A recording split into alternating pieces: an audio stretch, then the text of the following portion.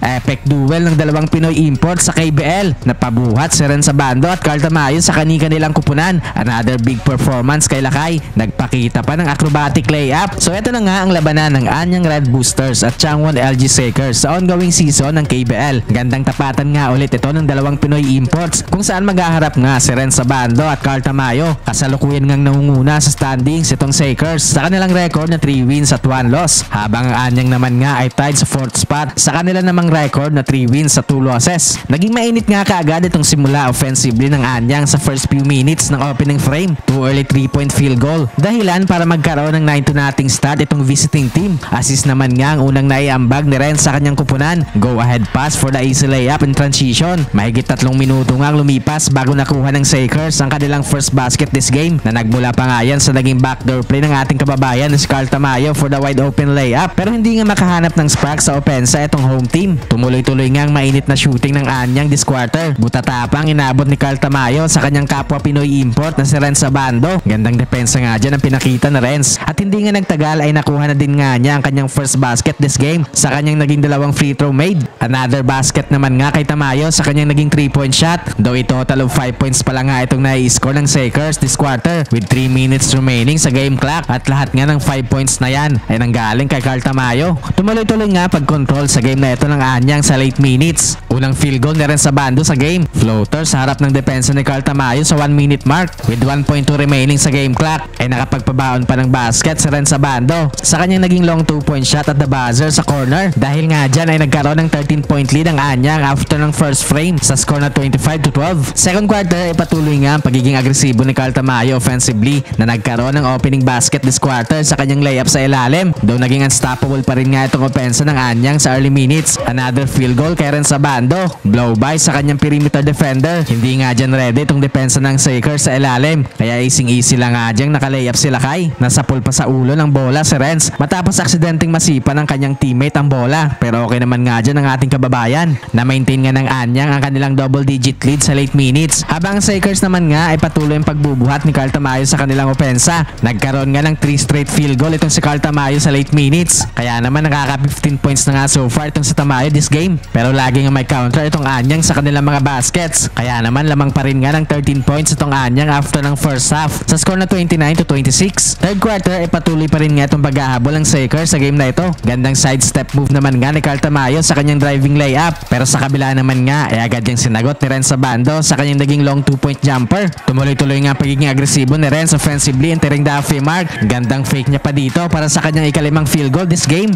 Hirap na hirap nga itong home team na may babas single digit ang kanilang hinahabol ng kalamangan. Buhat mode pa rin nga itong si Carl Tamayo sa opensa ng Shakers kung saan sa late minutes nga ay biglang umarangkada nga ulit ang opensa ng Anyang Red Boosters. Take over na din nga sa kanilang opensa si Renz Abando. 3 sunod-sunod na field goal nga ang ginawa dyan ni Renz. Kasama dyan itong kanyang acrobatic layup. Umabot na nga sa mahigit 20 points itong kalamangan ng Anyang after ng third frame sa score na 62-41. Fourth quarter ay tumuloy-tuloy nga pag-control sa game na ito ng Anyang Red Boosters. Hirap nga makahanap ng spark sa opensa itong Shakers kung saan hindi na din nga sila nagkaroon pa ng big time run para makabalik sila sa game na ito.